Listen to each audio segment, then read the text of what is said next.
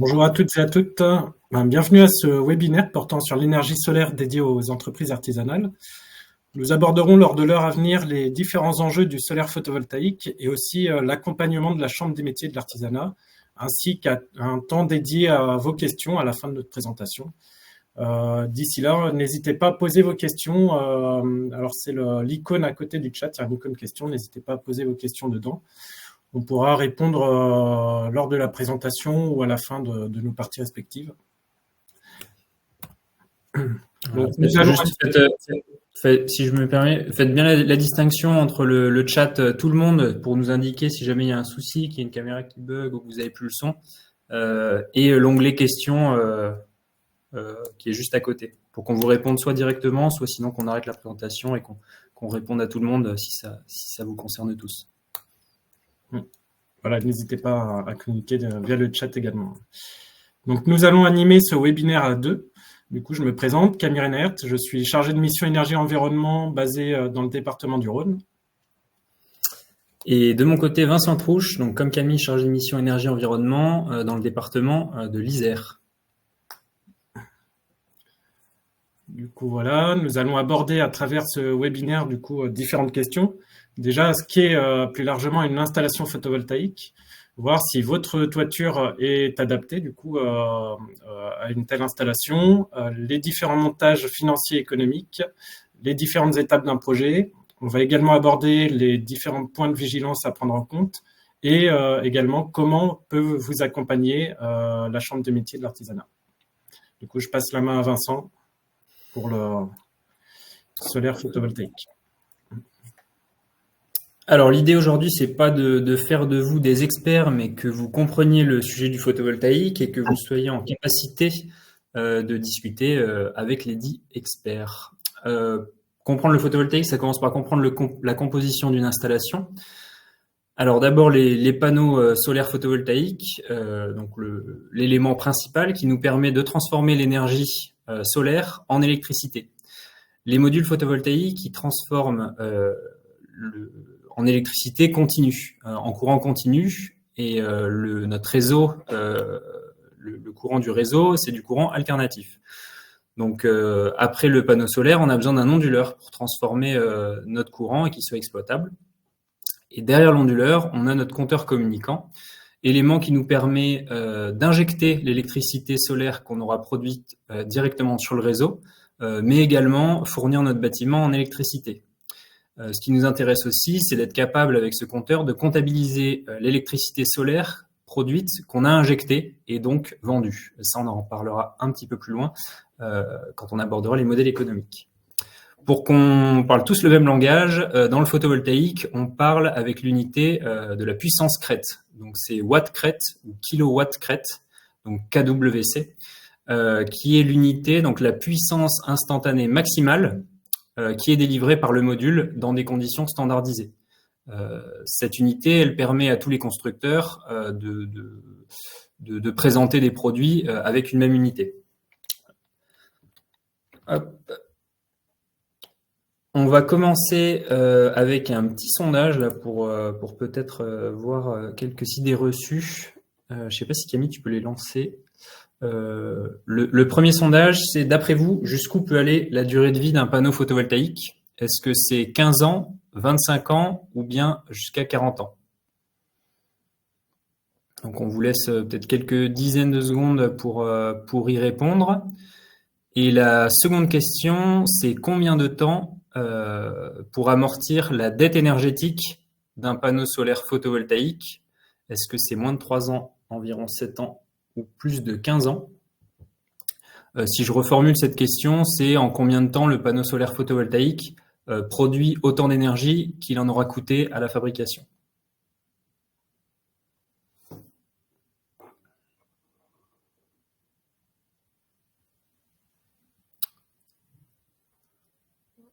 Hop.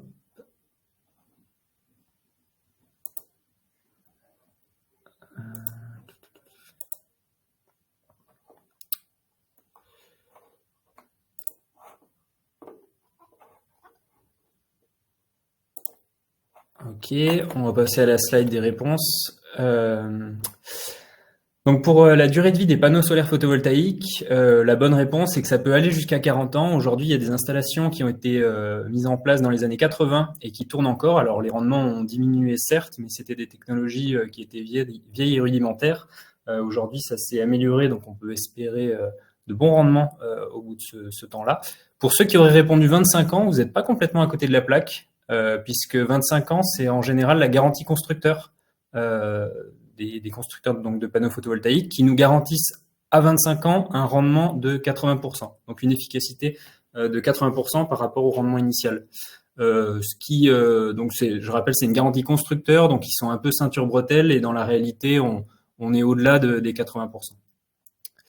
Pour le temps nécessaire à amortir la dette énergétique d'un panneau solaire photovoltaïque, c'est en réalité moins de 3 ans. Et donc ça, la réponse est un peu détaillée sur la slide suivante. Un panneau solaire photovoltaïque, donc pour produire 1 kWh l'équivalent d'1 kWh de panneau, ça nécessite 2500 kWh d'énergie finale. Et cette énergie, le kWh de panneau solaire met moins de 3 ans à la produire.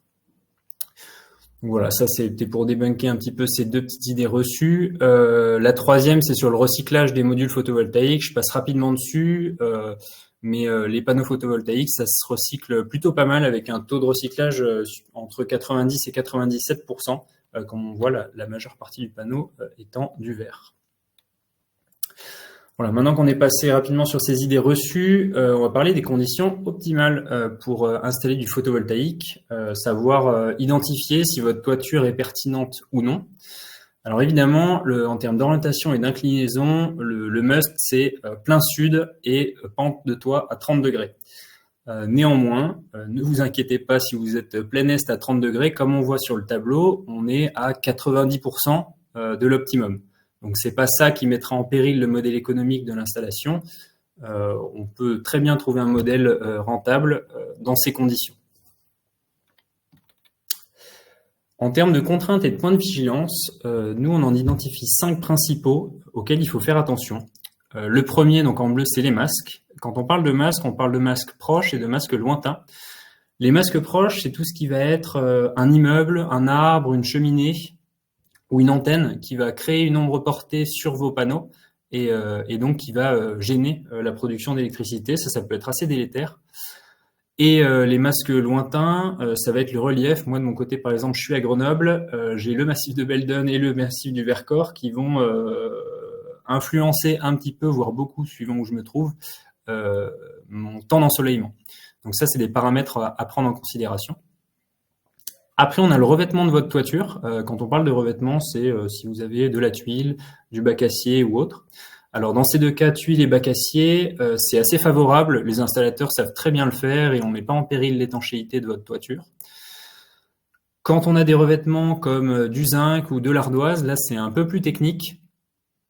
Les installateurs savent le faire, mais ça peut engendrer quelques petits surcoûts. Donc, c'est intéressant d'en discuter avec eux au préalable et pas y aller tête baissée.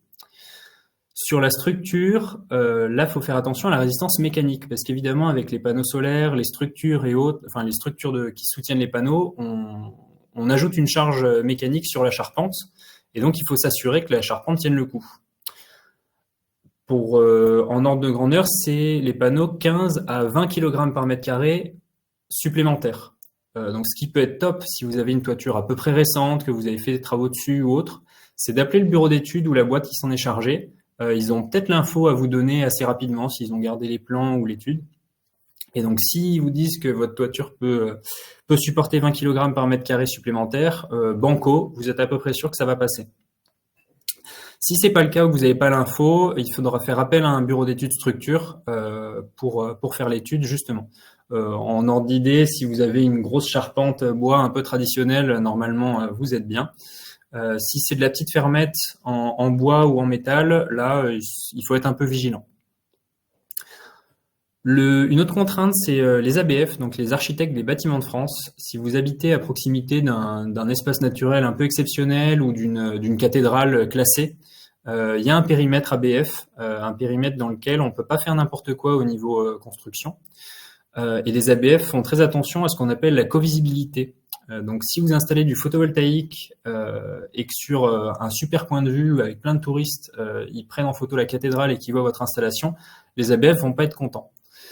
Alors, avec la loi de mars 2023 sur l'accélération des énergies renouvelables, ils sont censés être plus conciliants. Donc, n'hésitez pas à aller discuter avec eux. Parfois, vous êtes en périmètre ABF, mais il n'y a pas de covisibilité, donc ça peut passer. C'est un point que nous, on regarde évidemment. Et enfin, un point qui peut être délétère, c'est le raccordement. Puisqu'on veut réinjecter de l'électricité produite directement sur le réseau, il faut se raccorder au réseau, raccorder l'installation. Et donc, il est nécessaire de se raccorder et parfois de faire des travaux, d'enclencher des travaux pour se raccorder. Et ça peut générer rapidement un surcoût si vous avez si les câbles en fait sont pas assez bien dimensionnés, pas suffisamment grands. Parfois, ça pose aucun problème. On a un raccordement très facile. Nous, on fait de toute façon dans l'étude une simulation du raccordement, et donc c'est des infos qu'on est en capacité de vous donner. Finalement, les seules infos là-dessus sur lesquelles on sera on prendra pas mal de recul et on pourra pas vous assurer que ça passe, c'est sur le revêtement et la structure. Au même titre qu'un bureau d'études photovoltaïques, on n'a pas cette compétence et il faudra de toute façon faire appel à un BE structure. Voilà, si dans votre cas, on a levé tous ces freins, toutes ces idées reçues, on va passer à l'étude de notre modèle économique. Donc, qu'est-ce qu'on va choisir de faire avec nos panneaux solaires photovoltaïques? On a en gros deux solutions. La vente en totalité de l'énergie qu'on produira. C'est un peu la solution la plus facile, la plus simple à mettre en œuvre, puisque tout ce qu'on produit, on le réinjecte directement sur le réseau. On ne se pose pas tellement la question de ce qu'on consomme à côté. Là, le modèle économique, il est basé sur ce qu'on réinjecte. EDF obligation d'achat nous le rachète. Pardon, ça a changé de slide. Donc l'électricité qu'on réinjecte nous est rachetée et donc sur un contrat de 20 ans, et donc là-dessus on peut calculer notre rentabilité. Derrière, il y a l'autoconsommation qui est là un peu plus complexe. L'idée, c'est de consommer l'énergie qu'on produit sur notre toit en simultané. Par exemple, faire tourner sa machine à midi, sa machine à laver à midi, quand on produit l'énergie solaire. En général, on va sur de l'autoconsommation partielle, donc on va autoconsommer une partie et le surplus de notre production va être réinjecté au même titre que la vente totale et va nous être racheté. Ça, par exemple, si vous faites tourner votre machine à laver, vos panneaux vous fournissent tout ce qu'il faut pour la machine, mais produisent une partie supplémentaire. Cette partie supplémentaire, ces kilowattheures vont être injectés sur le réseau et vous être rachetés. Il y a l'autoconsommation totale. Je passe rapidement dessus puisque c'est pas une solution qui est forcément très réaliste. C'est à privilégier quand on est hors réseau. On en parle par exemple pour les refuges de montagne ou autres. Mais c'est des solutions qui nécessitent d'avoir un profil de consommation parfaitement adapté au profil de production. Et justement, pour le cas de l'autoconsommation, pourquoi choisir ce modèle économique? L'idée, c'est d'anticiper l'augmentation du prix de l'électricité en réduisant le nombre de kilowattheures achetés. Voilà, l'idée, c'est que avec le prix de l'électricité qui augmente, le modèle économique va être basé sur nos économies sur facture. Pour ça, il faut une production qui, au maximum, matche avec notre consommation. Ça, c'est assez compliqué. Là, vous avez un graphique un peu type. Alors ça, c'est plutôt une consommation d'un ménage, donc la consommation qui est en gris, avec une forte consommation le matin avant de partir au travail et le soir, quand on rentre chez soi, on allume la télé, on lance le lave-vaisselle ou autre. Et la cloche en jaune qui est la courbe type de production un jour ensoleillé. Et on voit qu'en fait, on a pas mal de surplus. Dans ce cas-là, l'autoconsommation n'est pas pertinente. Lorsqu'on est en revanche dans l'artisanat, on peut être amené à avoir des courbes de charge, des profils de consommation assez importants en journée. Et là, l'autoconsommation peut être pertinente. Donc l'idée, c'est d'avoir justement un profil de consommation favorable. Et on pourra discuter lors de l'étude aussi d'optimiser l'autoconsommation. C'est-à-dire que il y a peut-être chez vous des usages la nuit ou en heure creuse qu'on pourrait décaler dans le cas de l'installation de photovoltaïque en pleine journée. On parle par exemple du réglage des chauffe-eau, des cumulus, ou faire tourner des équipements qui tournent en heure creuse en pleine journée. Hop. Alors, voilà. Qu'on soit en autoconsommation avec revente de surplus ou en revente en totalité, on est assujetti, on a le droit à des tarifs de rachat. Ces tarifs de rachat, c'est en fait EDF obligation d'achat, qui est ce qu'on appelle donc un obligé en France. Il a obligation de vous racheter l'électricité que vous produisez. Il vous la rachète pas n'importe comment, c'est des tarifs qui sont réglementés et qui changent tous les trimestres.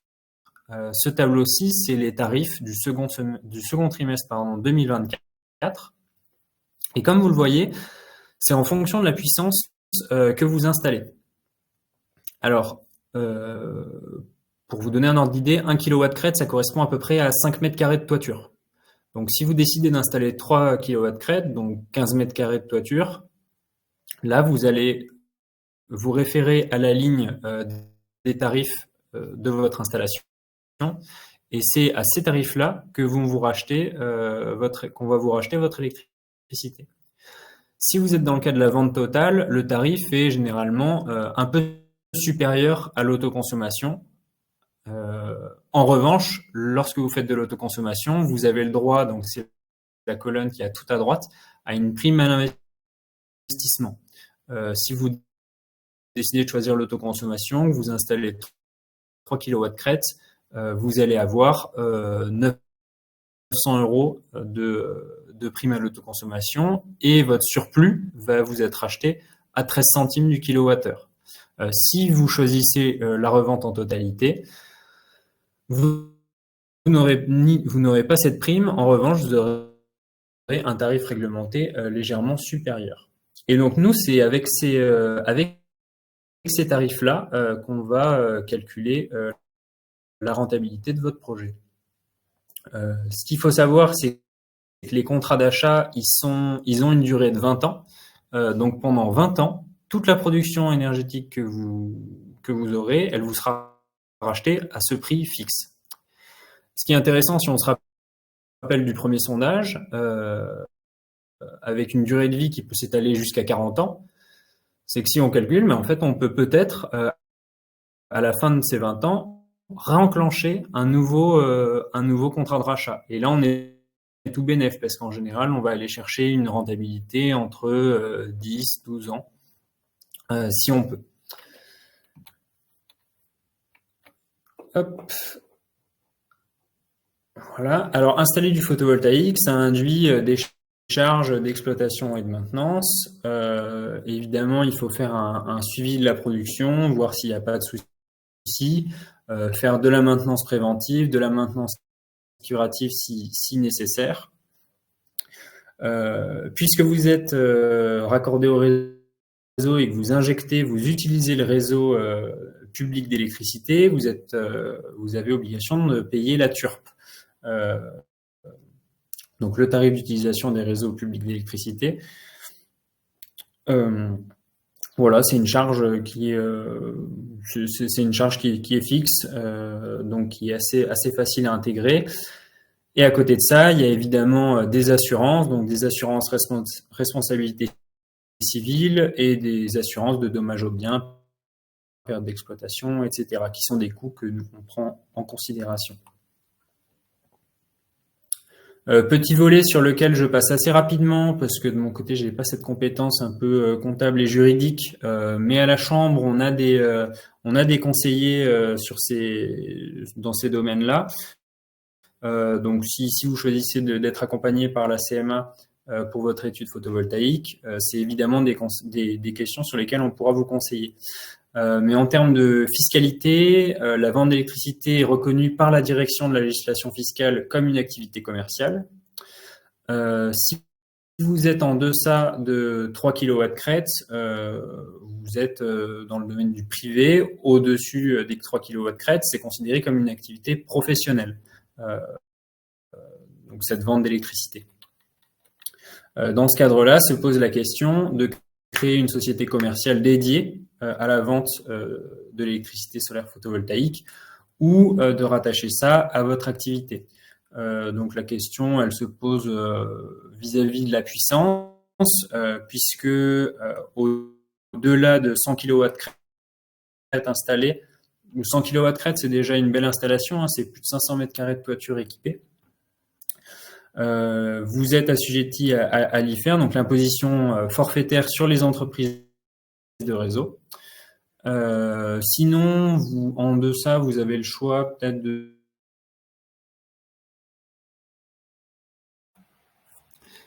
Alors, je pense que Vincent a quelques petits problèmes de connexion. Hop. Donc, juste, je vais rebondir. N'hésitez pas à continuer à poser des questions. Même on pourra revenir sur la partie de Vincent. J'ai vu juste qu'il y avait quelques questions. J'ai pas répondu à tout, mais il y avait une question de Jean-Marc Bertrand sur la possibilité d'être en autoconsommation avec une batterie afin d'optimiser sa consommation. Alors, oui, la possibilité des batteries, mais encore aujourd'hui, alors souvent ça va être les batteries lithium.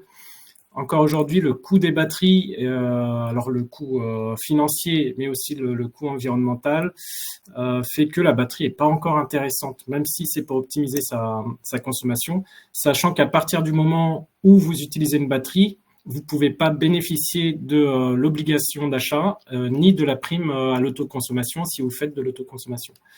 Du coup, en faisant avec tout ça, c'est le coût de plus le coût de la batterie va pas être une solution intéressante pour l'instant, ni au niveau environnement, ni au niveau financier. Parce que du coup, même au niveau environnement, le recyclage du lithium est encore très compliqué, plus le coût environnemental que peut coûter une batterie. Du coup, c'est encore compliqué. On va dire que la batterie, on le trouve encore surtout dans des refuges ou dans des endroits où l'accès au réseau est très difficile.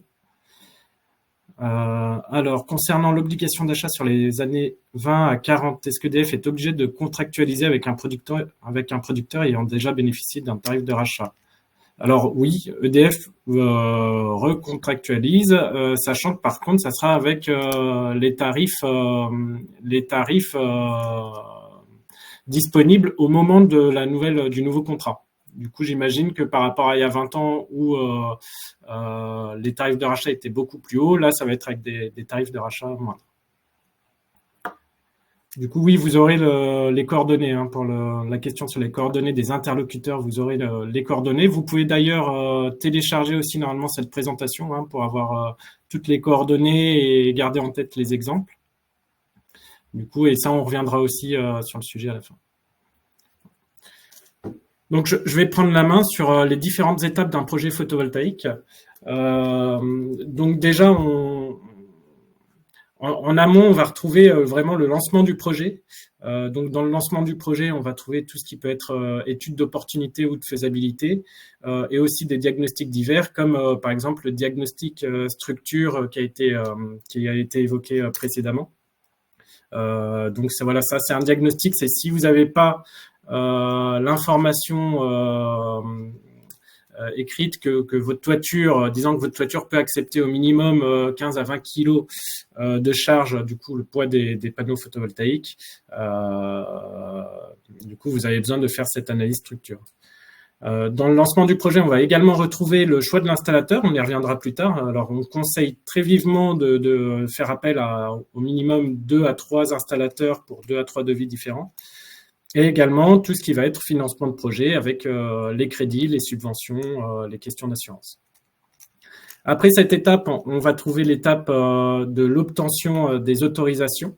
Du coup, les autorisations d'urbanisme. Alors, on va trouver le permis de construire ou la déclaration préalable, sachant que cette étape peut durer de 1 à 2 mois. Et également, la certification de non-opposition à la déclaration préalable, qui est un document à transmettre à Enedis. Après cette étape, on a également la demande de raccordement à Enedis. c'est une étape qui va durer de 1 à 3 mois qui consiste à obtenir une proposition de raccordement de la part d'Enedis et aussi un numéro de contrat d'accès au réseau d'exploitation. Donc, entre le moment où vous faites la première démarche et le moment où vous devez signer et renvoyer le document, voilà, il peut y avoir jusqu'à 3 mois sur cette étape. Et après, on va rentrer dans l'étape des travaux. Du coup, la pose des panneaux, le raccordement au réseau et la mise en service. Du coup, voilà. Et après, vous partez sur au minimum 20 ans d'exploitation, si du coup avec l'obligation d'achat, les contrats qui sont sur 20 ans, 20 ans d'exploitation et comme on a vu plus tôt, voire bien plus. Sachant que toutes les étapes administratives d'obtention des autorisations et de raccordement peuvent parfois être proposées par l'installateur. Des fois, vous le voyez aussi dans le devis, vous voyez une petite ligne administrative, alors soit au niveau d'Enedis ou obtention des autorisations. Mais dans tous les cas, c'est quelque chose qui est aussi intéressant d'évoquer avec l'installateur suite à la réception du devis. Savoir ce que prend en compte l'aide sur les démarches administratives. Donc, comme vu plus tôt sur toutes les déclarations préalables et permis de construire, donc voilà, c'est une demande à faire au niveau des mairies, sachant que la déclaration préalable, qui a un délai d'à peu près 1 mois, va être pour les bâtiments existants et pour tout ce qui est bâtiment neuf, vous allez avoir besoin du permis de construire, du coup avec un délai d'environ 2 mois. Sachant qu'il y a quelques petits cas particuliers, par exemple, il va y avoir les établissements recevant du public. Donc, il y a la demande d'autorisation de travaux qui doit comprendre un volet sécurité. Ou également, si votre projet est situé dans une zone protégée ou classée, vous allez avoir besoin de l'avis d'un architecte des bâtiments de France. Voilà, alors ça ne veut pas dire que c'est impossible, il faut quand même le faire, mais voilà, il y aura besoin de cet avis. Du coup, dans ces 2 cas, les délais peuvent être un peu prolongés. Donc, nous, voilà, on veut aussi surtout insister sur tout ce qui va être point de vigilance. Alors déjà, on va commencer sur le choix de l'installateur. Comme évoqué plus tôt, on conseille vivement de consulter au minimum 2 à 3 installateurs différents. De choisir également un installateur local qui pourra intervenir plus facilement et plus rapidement pour ce qui peut être maintenance ou même pour un dépannage. Et si vous envisagez également une installation bénéficiant de l'obligation d'achat, du coup si vous voulez revendre, vous devez faire appel à une entreprise ayant une qualification spécifique. Alors les qualifications, c'est celles que j'ai détaillées plus bas. Ça va être la qualification Quali-PV module élect délivrée par Qualité ENR, la qualification 5911 ou 12 délivrée par Qualibat, une qualification SPV1, 2 ou 3 délivrée par Qualifelec, et également des panneaux ayant une marque AQPV délivrée par Certisolis.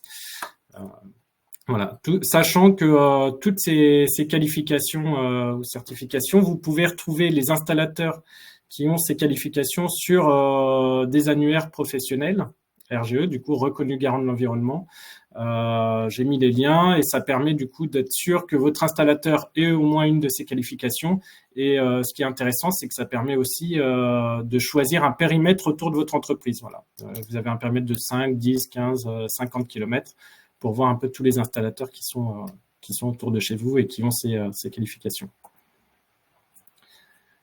Et alors, également, comme point de vigilance, on conseille très vivement de pas forcément se baser sur une solution en termes de mètres carrés ou autre. Il faut vraiment vous baser par rapport à la puissance installée et avec cette unité, le puissance watt crête, le puissance crête et non sur la surface des panneaux.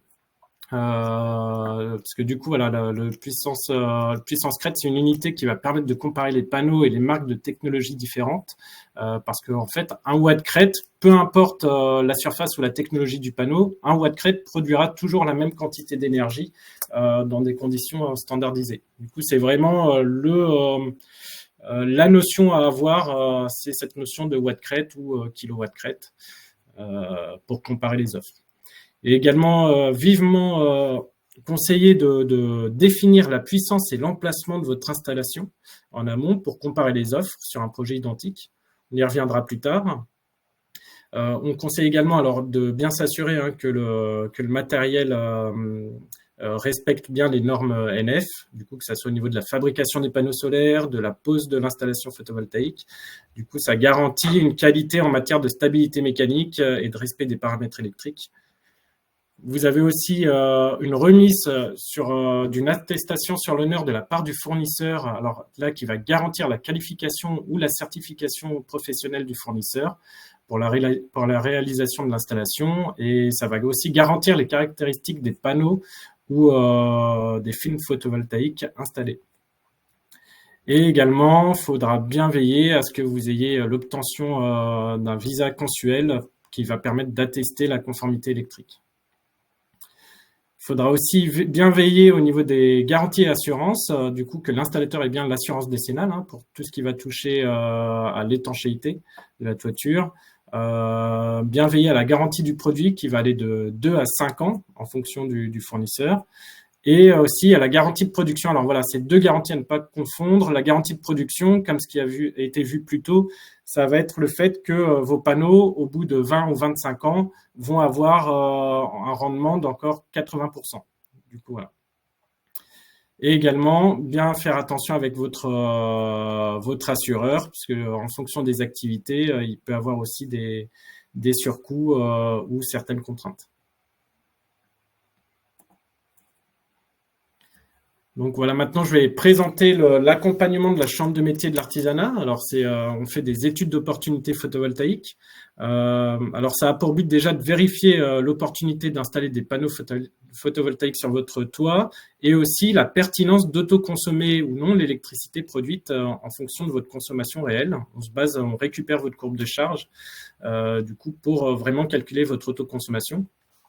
Et vérifier la pertinence d'autoconsommer, ça va être intéressant parce qu'on peut s'apercevoir que entre la vente totale et l'autoconsommation, il peut y avoir un modèle ou un autre. Parfois, même la vente totale peut être plus intéressante dans certains cas. Et voilà, ça va être toujours intéressant aussi de comparer les deux modèles. Du coup, voilà, ça va également vous permettre de connaître les contraintes vis-à-vis du bâtiment en matière de potentiel de production et les solutions d'installation, puis aussi d'estimer la rentabilité de l'installation photovoltaïque à travers le coût d'installation, les frais de maintenance, les gains annuels. Enfin, on prend tout ça en compte. Je vous détaillerai après un exemple de rapport. Du coup, à la suite d'un diagnostic photovoltaïque, on vous livre un rapport reprenant la présentation des grands principes du photovoltaïque. On reprend aussi ce qu'on a pu expliquer en début de présentation avec plus de détails. Du coup, entre autres, on refait vraiment un point avec vous pour que vous compreniez bien les tenants et aboutissants du sujet. On fait aussi le profil de votre toiture. Du coup, en fonction de la toiture sur laquelle vous avez un projet, on vous montre un peu quel est les pans les plus intéressants. Alors là, par exemple, dans ce cas-là, c'est assez facile. Ça va être du nord-sud, mais ça permet aussi à l'entreprise de bien comprendre, de bien voir la différence de production potentielle entre, par exemple, le pan orienté sud et le pan orienté nord. Donc, lors de ce rapport, on fait aussi différentes simulations et différents dimensionnements. Voilà, là, par exemple, c'est un cas où il y a eu 4 dimensionnements différents allant juste du pan sud à toute la toiture, voire même en prenant en compte des annexes potentielles. Ensuite, on fait également une estimation du taux d'autoconsommation. Du coup, on fait cette estimation avec votre courbe de charge. Là, par exemple, sur un exemple, on voit bien, on fait pour bien illustrer, avec votre courbe de charge, on vous montre une journée type hiver, une journée type été, et même sur l'année, la production. Alors là, on voit pas très bien le détail, mais on va voir la production qui va être en bleu, la production qui va être en orange, mise en parallèle avec la production qui va être en bleu. Voilà. Également, Le contenu, un exemple de contenu de rapport, du coup, également, on va faire l'étude économique, donc ce que j'avais dit, en revente totale, et aussi l'étude économique en consommation avec revente du surplus. Donc, on prend bien en compte toute la partie estimation de l'investissement et l'estimation des recettes en fonction du potentiel de production, et aussi l'estimation des charges annuelles d'exploitation. Du coup, voilà. Alors là, j'ai mis que 2 cas, mais voilà, le but, c'est aussi de faire cette étude économique avec les différentes solutions proposées, sachant que nous aussi, on voit avec l'entreprise au niveau de leur projet. Alors, on les guide, mais aussi on fait en fonction de leur projet à elles, tout en les guidant, mais voilà, on fait en fonction aussi des contraintes de l'entreprise, que ce soit au niveau budgétaire, au niveau des projets futurs ou autres. Dans le rapport, on fait également une synthèse des différents projets, du coup avec la production, le bilan financier, la rentabilité, et on redonne aussi, on refait un focus sur les points de vigilance, sur les différentes démarches administratives. On refait un focus dessus.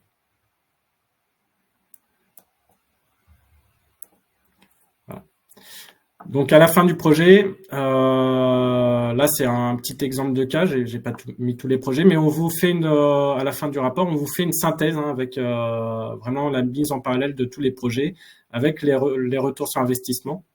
Alors voilà, là c'est un cas où on peut voir que l'autoconsommation pour le coup est plus intéressante. Et à chaque fois, nous, ce qu'on veut aussi, c'est comme vous passez un contrat de rachat d'électricité sur au minimum sur 20 ans, déjà la première année, c'est vraiment se projeter au-delà des 20 ans et savoir ce que vous a rapporté, faire une estimation de ce que vous a rapporté votre installation photovoltaïque après 20 ans, en déduisant impôts et investissements.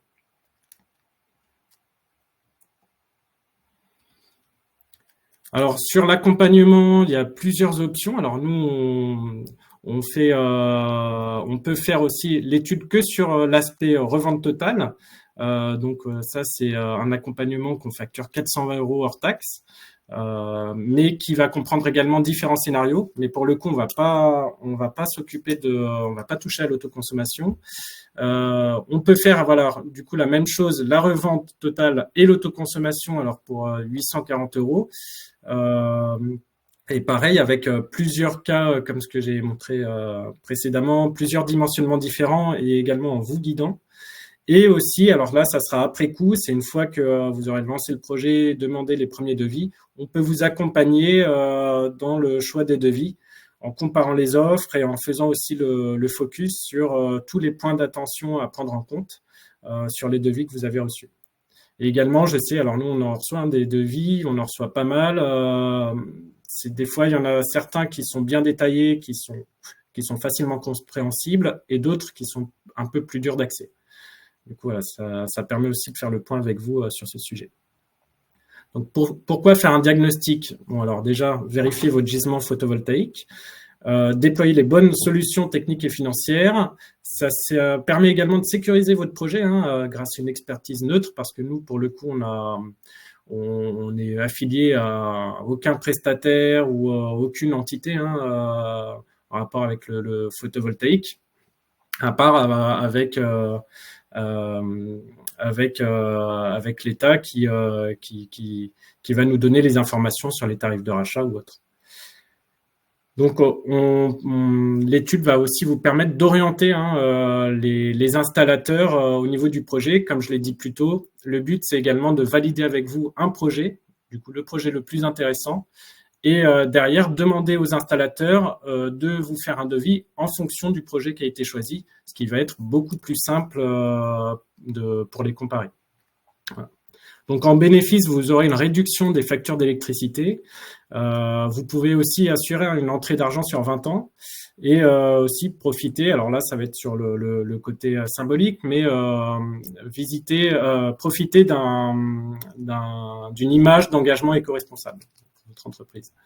Et moi, c'est ce que je dis aux entreprises, c'est par exemple dans le cas, par exemple aussi de l'autoconsommation, c'est de se dire, et ça on le voit avec vous, hein, on fait les simulations et on vous le montre, c'est de se dire, bon, bah, mon entreprise déjà, avec telle installation photovoltaïque, j'arrive à assurer 30 ou 40% de la production, ce qui est déjà très bien, qui sera indépendante pendant toute la durée de vie de l'installation, qui sera indépendante des fluctuations des coûts de l'électricité. Sachant qu'aujourd'hui, on a fait plus de 200 études au niveau Auvergne-Rhône-Alpes, on a 97% de satisfaction. Du coup, voilà, on a quand même de l'expérience sur le sujet. Donc, en conclusion, bon, je ne vais pas faire de la redite, mais bon, pour réussir sur son projet, hein, il est important de bien quantifier le potentiel de votre toiture et du coup de l'installation, d'étudier les différents montages financiers et également, évidemment, de s'entourer de professionnels compétents. Avant de vous engager, il est vivement conseillé de faire une première étude du potentiel afin d'évaluer le temps de retour sur investissement des différentes solutions, avant d'engager des frais dans des études plus poussées, telles que même l'étude structure, hein, pour garder juste le lancement de projet. Mais vraiment, la porte d'entrée, c'est vraiment bien voir si déjà c'est intéressant et vers quelle installation partir, quoi. Et aussi, il ne faut pas oublier que l'énergie la moins chère et la moins polluante, c'est celle qu'on ne consomme pas.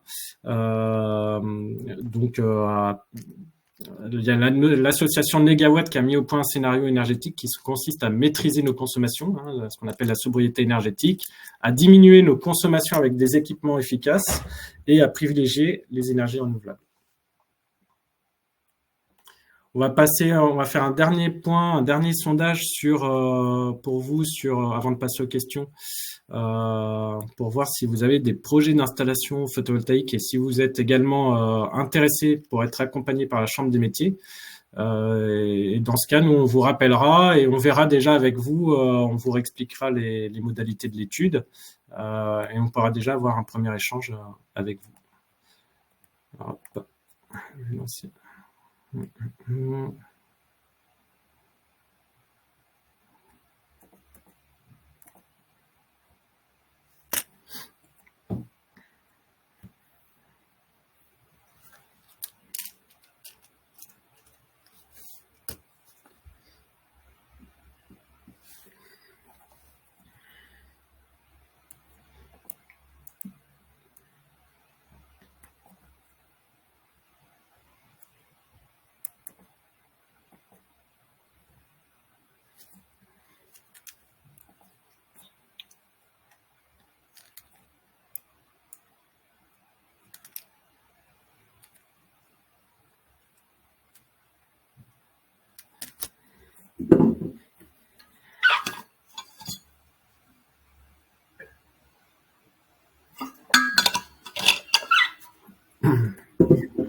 Donc voilà, je vais mettre alors sur la dernière slide toutes les coordonnées, hein, des chargés de mission énergie-environnement qui font les diagnostics photovoltaïques avec lesquels vous pourrez avoir un échange. Et on va voir aussi au niveau des questions dans le chat. Ouais, j'en prends quelques-unes là. Je vois certains ont mis des questions dans le chat. Tac. Qu'est-ce que j'avais vu? Comment savoir si l'on est dans un périmètre ABF? Pour ça, vous pouvez aller regarder sur l'Atlas des patrimoines, qui est le site officiel. Vous regardez où vous habitez, puis vous activez les périmètres ABF. Vous voyez assez rapidement si vous êtes dedans. Je vois qu'il y a une question sur l'autoconstruction aussi. L'autoconstruction est-elle possible? C'est possible, mais vous ne pourrez pas dans ce cas-là bénéficier du tarif de rachat, puisque voilà, vous êtes obligé de passer par un professionnel RGE. Pour rebondir juste sur l'Atlas, sur l'autorisation des ABF, nous aussi c'est quelque chose qu'on met dans le rapport, hein, qu'à chaque fois on vérifie lors de l'étude et on alerte l'entreprise en fonction de l'emplacement où elle est située, quoi, sur ce sujet-là. Du coup, alors sur la prime à l'autoconsommation, est-elle valable que la première année? Alors c'est une prime qui est définie, hein, vous savez, quand vous faites votre projet, vous savez quelle prime vous allez avoir, quel montant vous allez recevoir. Et maintenant, alors il y a plusieurs cas, mais dans la plupart des cas, vous recevez 80% de la prime la première année et les 20 derniers pourcents la deuxième année. Et sachant que nous aussi, comme évoqué plus tôt, c'est quelque chose qu'on prend en compte dans les études financières qu'on fait en étudiant les différents cas. On prend en compte la prime et le but, c'est aussi de vous expliquer comment on fait les calculs, d'être transparent, quoi. Pour bien comprendre, le but, c'est qu'on veut aussi que vous compreniez bien et que face à un installateur ou une entreprise, vous ayez tous les éléments en main. La puissance crête pour l'autoconso n'est pas claire. Alors, c'est-à-dire la puissance crête. Pour l'autoconsommation, la puissance crête, en fait, ça va être vraiment l'unité de mesure de votre installation pour dimensionner. Après, en gros, alors je ne sais pas trop au niveau de la question, mais je dirais que pour bien dimensionner une installation photovoltaïque, nous, c'est aussi tout le but de l'étude, c'est qu'on fait différentes simulations par rapport à votre consommation pour bien dimensionner avec tant de kilowatts crête pour avoir une bonne couverture de vos consommations. Sachant qu'il est très difficile de faire 100% d'autoconsommation, mais le but, c'est d'optimiser un maximum. Et oui, je vois, ok. Oui, pour la question sur la puissance crête, ça va être également, ce que j'ai dit plus tôt, l'unité vraiment à avoir en tête pour comparer les offres. Il ne faut pas avoir en tête une surface ou un nombre de panneaux, c'est vraiment la puissance de l'installation qu'il faut prendre en compte pour comparer à devis, à solution égale, quoi. Je sais pas, Vincent. Je voyais des questions sur les toitures amiantées. Il y a eu plusieurs questions qu'on a répondu directement dans le chat, mais si ça concerne d'autres personnes, donc il y a interdiction d'installer du photovoltaïque sur fibrociment amianté. Il faudra désamianter la toiture. Ce qui est la bonne nouvelle, entre guillemets, c'est que si vous enlevez votre fibrociment et qu'à la place vous mettez du bac acier plus panneau photovoltaïque, normalement votre structure, au niveau des masses, on peut réussir à être kiff-kiff et donc votre structure normalement devrait passer. En plus, il y a une aide région au désamiantage en cas de solarisation. Donc c'est une enveloppe qui ressort assez régulièrement mais qui est très rapidement consommée. Et donc ça peut avoir d'autant plus un intérêt de faire l'étude CMA pour montrer qu'on réfléchit déjà à un projet de solarisation de toiture et pour bénéficier de cette aide. Et je crois qu'il y a une question sur le stockage virtuel, Camille. Sur le stockage. Oui, ça change juste avant qu'il y ait des gens qui partent. S'il y a vraiment des questions, alors soit qui ont mal été comprises, s'il faut réexpliquer, ou même si on a oublié quelques questions, ne pas hésiter également à nous recontacter. En fonction du département où vous êtes, nous on peut refaire le point avec vous. Ça, il n'y a pas de souci. Alors sur le stockage virtuel, alors oui, c'est un peu comme pour la batterie. À partir du moment où vous faites du stockage virtuel, vous pouvez pas bénéficier de l'obligation d'achat. Et du coup, à partir de ce moment, ça va pas être intéressant parce que du coup, vous allez pas pouvoir revendre l'électricité et vous allez pas aussi pouvoir bénéficier de la prime à l'autoconsommation. Donc voilà, et en plus de ça, vous payez quand même aussi un abonnement. C'est un abonnement. Tout ça mis bout à bout, ça va faire que la solution est quand même moins intéressante, même si c'est beau sur le papier, mais au final, la solution va être moins intéressante que passer par le parcours classique de l'obligation d'achat et de l'autoconsommation.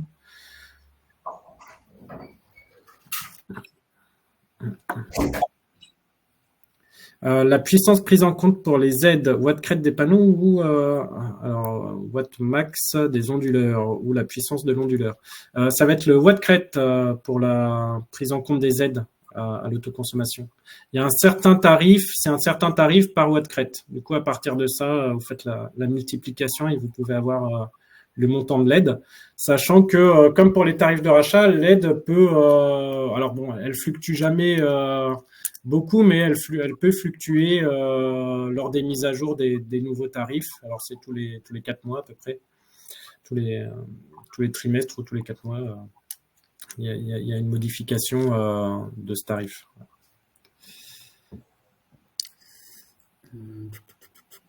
Est-ce toujours aussi rentable sans prime, au cas où la prime s'arrête dans les années qui arrivent?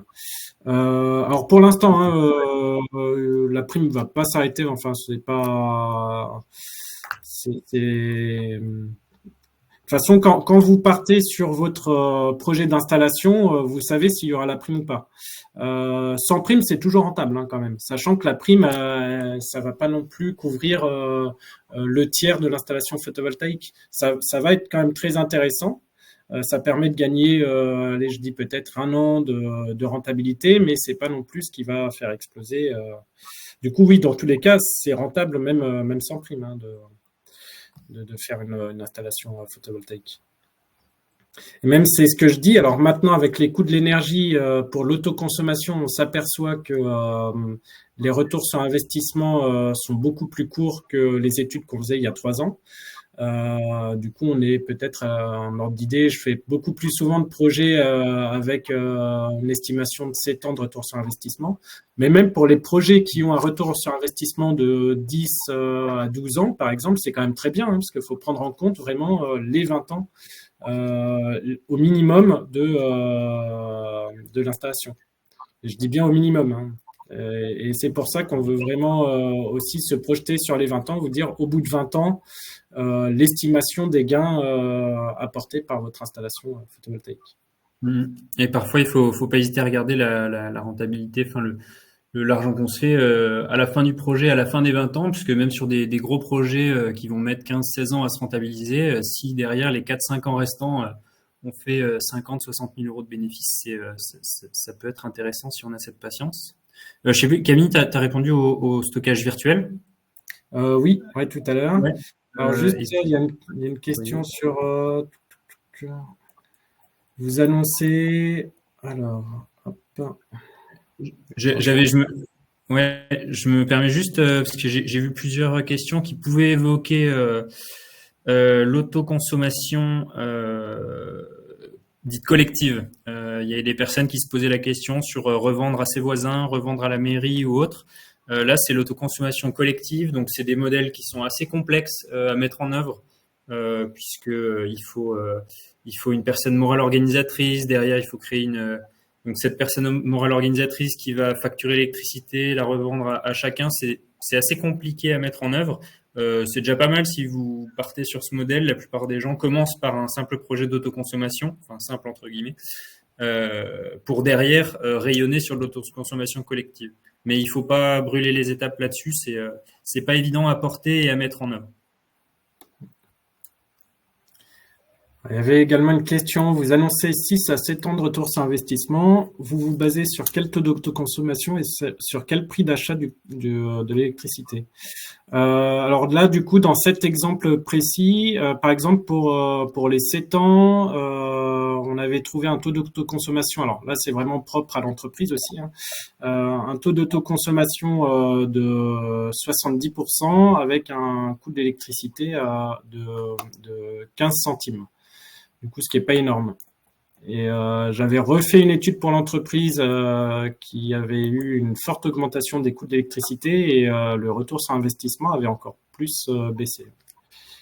Du coup, voilà pour la réponse. Il y avait une petite question revente totale autoconsommation, comment choisir?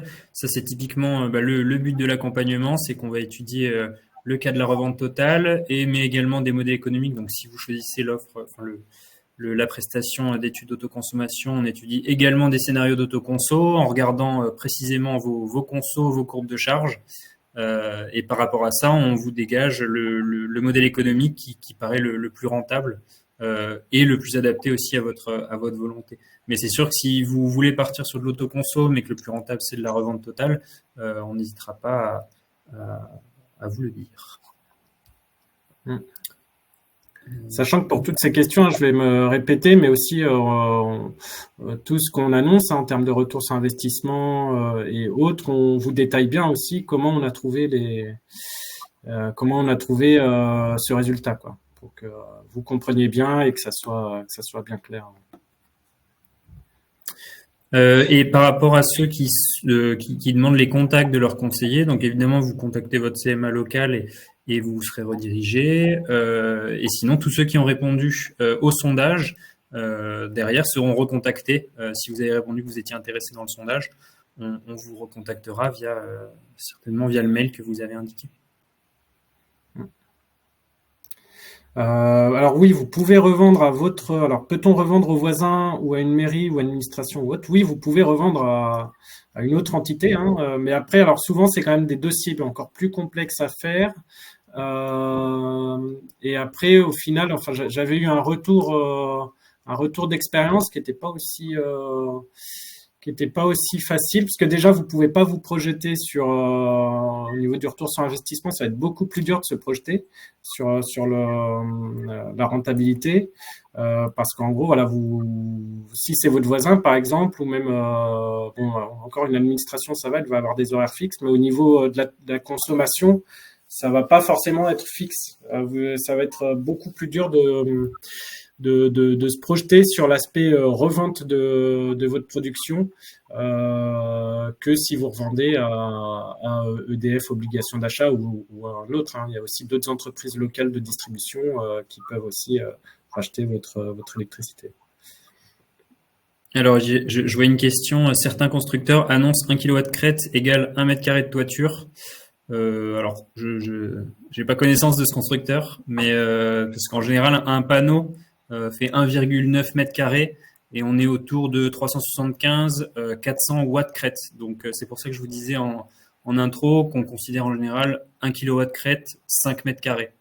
Souvent un petit peu moins, mais voilà, c'est pour se faire un ordre d'idée. Vous avez à peu près une idée de la surface de votre toiture et donc de combien de kilowatts crête vous pouvez l'équiper. Sachant que dans tous les cas, hein, quel que soit le ratio surface kilowatt crête, ce qui est intéressant, c'est toujours de se baser sur le ratio euro par watt crête. Ça va être ce ratio-là qui va vraiment permettre aussi de comparer les offres.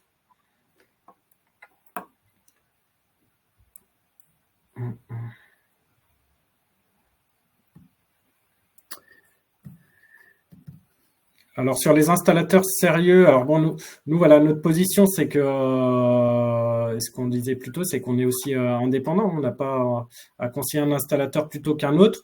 Là, on peut vous aider, ça va être surtout, une fois que vous avez des devis, ça va être surtout à démêler un peu, vous dire quel devis nous paraît déjà peut-être le plus sérieux, le plus intéressant, ou ça va permettre surtout de décrypter les devis. Et dans tous les cas, il faudra bien vous baser par rapport aux annuaires sur les artisans RGE là, que j'ai présenté un peu plus tôt, parce que ça sera vraiment les artisans qui ont au minimum les qualifications qui vous permettront d'avoir le droit à la prime d'autoconsommation et aussi au tarif de rachat.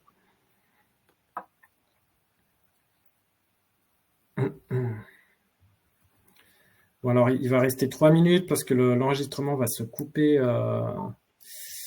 Se couper automatiquement. Alors éventuellement, je repars. Pour les fournisseurs, juste n'hésitez pas aussi. Nous, je sais que sur la métropole de Grenoble, il y a un annuaire qui est fait sur volonté des installateurs. Donc voilà, parfois vous avez aussi vos collectivités territoriales qui mettent en place ce genre d'informations.